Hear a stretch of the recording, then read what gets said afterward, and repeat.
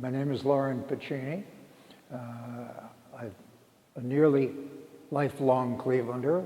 I'm a veteran of 6 years in the United States Army, 5 of those years in Army Special Forces, 135 jumps, a year in Vietnam, a time of my life that I would love to do over again. It was really very fulfilling, it was exciting. I think it showed me the importance of patriotism at an unpatriotic time.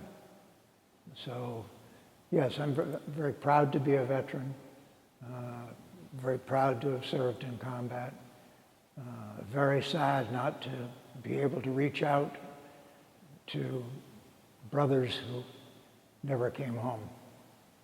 About 15 years ago, I reinvented myself as an architectural photographer and local history author.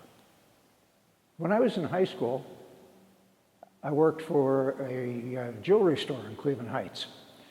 Twice a week, I'd come downtown with a little gym bag full of people's jewelry and watches and whatnot to be taken to craftspeople in various buildings downtown, and then came down here, bought a hot dog from a street vendor, and sat on the steps of the monument and ate my hot dog while I studied the battle groupings particularly. They just absolutely amazed me.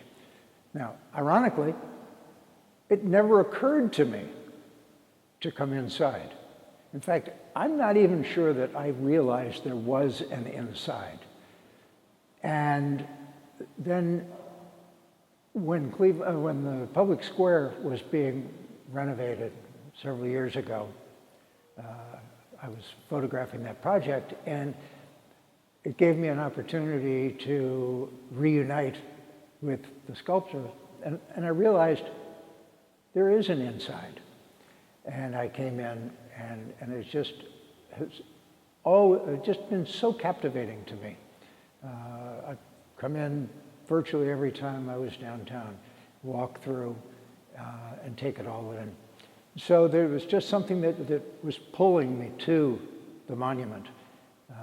And it struck me that maybe a book about the monument would be an appropriate project for the 125th anniversary.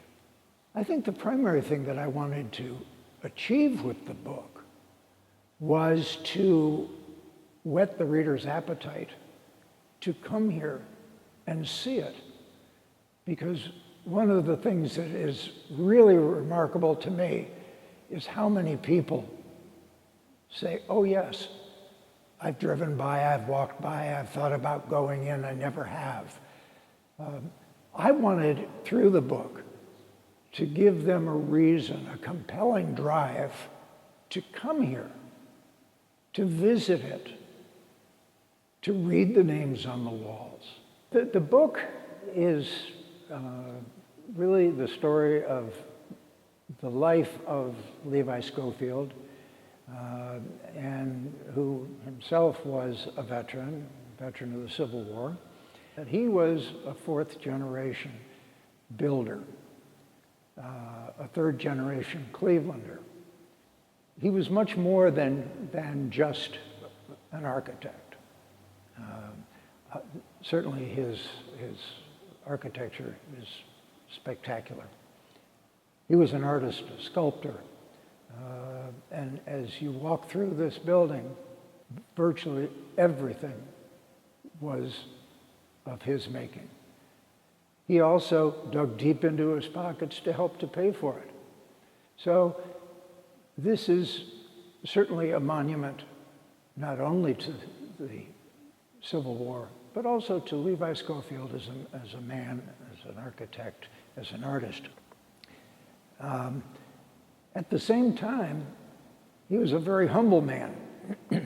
And with all that he did here, when it came time to dedicate this place, he was not in attendance because he wanted to be certain that that day was about this place and not in any way about him. And I think that humility is something that people need to understand and appreciate. It took a very big man to do what he did here in this space without making it about himself.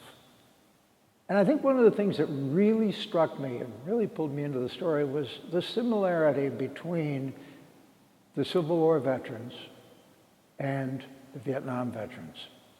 In a lot of ways, I think that the Vietnam War was America's second Civil War.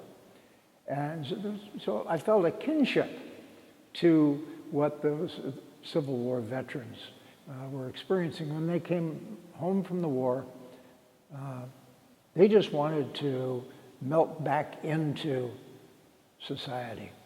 Unlike the experience of the veterans of World Wars I and II, there were no celebrations for them as there were no celebrations for the Vietnam veterans. So I really was captivated by that similarity. But I also understood, as the need years later began to really surface for those veterans, to see some recognition of what they had done, as they realized that many of their brothers who had come home were no longer with them. I'm Lauren Pacini. I'm the author of Honoring Their Memory, Levi T. Schofield, Cleveland's monumental architect and sculptor. The story of the creation of the Soldiers and Sailors Monument, central to Public Square.